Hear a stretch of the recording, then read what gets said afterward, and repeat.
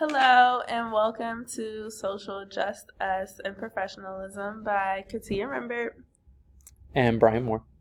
Um, yeah, so this workshop is particularly needed because we wanted to start a critical dialogue and reflection on how we educate our students and our peers about the standards of professionalism in institutions of higher education. Students that hold marginalized identities are not being properly served about professionalism and how to navigate the blurry lines between remaining true to themselves and being a professional. Change for our society can happen with our impact as student affairs professionals, and we must begin to be critical of how and why we adhere to professionalism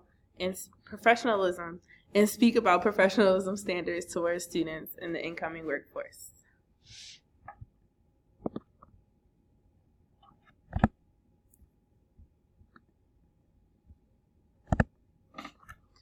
So for this particular workshop, we wanted to really focus on three main goals. The first goal being to understand the current laws and protections in the workplace for minoritized groups and people in the gaps. So like, for instance, New York City has their new ban on hair discrimination practices in the workplace. We wanted to be able to examine some biases in hiring practices and different things like that. Our second goal is to analyze the effects of bias of professional standards that are perpetuated by student affairs professionals to our students, particularly those who identify with minoritized groups. I think oftentimes we don't think about how we do this subconsciously and even just on accident.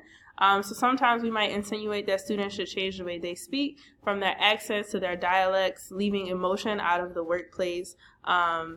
The ways that we instill what professional dress looks like, how you should show up to interviews on career days and career fairs and things like that. And our third goal was to critique and adjust standards of professionalism as it pertains to your peers through a non-hegemonic social justice lens. In student affairs, we always talk about meeting students where they are and bringing a more holistic approach to our practices, but how are we really doing that, and what does that mean to truly engage in that type of work? How can we fully engage in those conversations with students and with our superiors and even our peers? And the competencies that are reviewed or just basically based off of a lot of the work that and discussions that we'll be having are social justice and inclusion, personal and ethical foundations, leadership, and values, philosophy, and history. Our outline for our workshop is as follows. We're going to start with introductions, obviously, and then we're going to have a small review of social justice and how we would define it personally as professionals. I think that's very important because social justice varies as a definition, and the type of work that's perceived as social justice varies from campus to campus and from professional to professional. So we can all start on the same page before we go into our group discussions, as we will be having a discussion-based workshop. And then we'll also have a review of professionalism as it currently stands and go into the intricacies and problematic behaviors that can stem from professionalism standards. And then we'll also have a review of our guiding theories and lenses for our discussions, some of which will be discussed are intersectionality, critical feminist theory, critical race theory, and queer theory. For those that don't know what queer theory is basically just taking any type of interaction or just observing something from a queer lens and queering something to make it more accommodable for anyone across the board. And then we'll also go into our workplace protections and map activity, which is going to be an interactive activity where each table, team, or pod will be assigned a minority group with the corresponding sticker and our post-it note colors, and the groups will be as follows, which is Black identities, transgender and non-binary identities, queer sexual identities, undocumented immigrants, and those that are differently abled either physically or cognitively. And then each team will be instructed to brainstorm the workplace protections from their knowledge that are in place for their assigned group and post them on the US map that we'll be having hanging in the room. And there will also be a free section at the bottom of the map to outline federal protections if we have time to allow for that. And then a second part of the activity is for the groups to write aspects of each identity that are not protected or criminalized or not accepted to come back together as a group and share.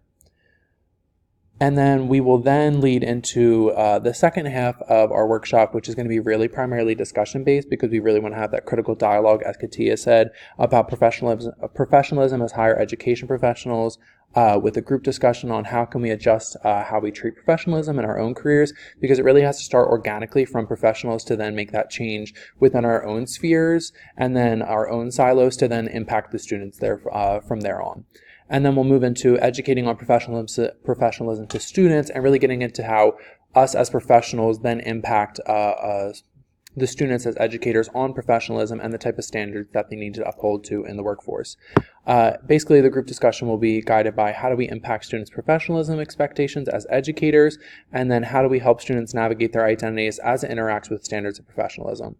And then we'll wrap everything up by having a call to action, primarily with some recommendations from Katia and myself, but we really want to have it organically come from the discussion, and then we'll come into our call to action recommendations as we see fit. And then we'll also have a small evaluation that we'll be developing on Qualtrics to really review what they've learned based on our learning outcomes and any feedback that they believe would be serviced well towards our presentation in the future. And now we're just going to go into a brief review of our references. The first being Kimberly Crenshaw's work towards a field of intersectionality studies. This really just goes into the theories, applications, and practice that can be used for intersectionality. As we know, Kimberly Crenshaw's work really came from the sphere of law and policy, but now it's transcended to really go into advocacy work across the board. And we're defining intersectionality as the theory of the overlap of various social identities that contribute to the specific type of systematic oppression and discrimination that can be experienced by an individual, which is really relatable to the topic at hand, talking about professionalism standards and how we can really help these students interact with their identities as they meet the professionalism standards in their specific fields. And the reason that we chose intersectionality is that it makes room for more advocacy and remedial practices to create a more egalitarian system, which can be brought forth through the discussion about professionalism. And then we also have Miller's article, which is towards intersectionality identity perspectives on disability and LGBTQ identities in higher education. And the reason that we'll be bringing this article into the work and guiding our discussion is because they make some really great conclusions from some interviews that they have with students that hold the intersection of these two identities to go in to talk about how identities are seen as intersectional, identities as interactive, identities as overlapping, identities as parallel, and identities as oppositional, with the fifth, identities as oppositional, really lending itself to how professionalism standards can really oppose many social identities that students and future workers may hold. For critical race theory, we would like to use that as one of our theoretical frameworks because it offers an opportunity to look at society and different cultural aspects of society through a race, law, and power lens, which is important when we're talking about professionalism because those are all things that contribute to these traditions and stereotypes around what we mean by professional, what a professional looks like, and what types of behavior professionals should display.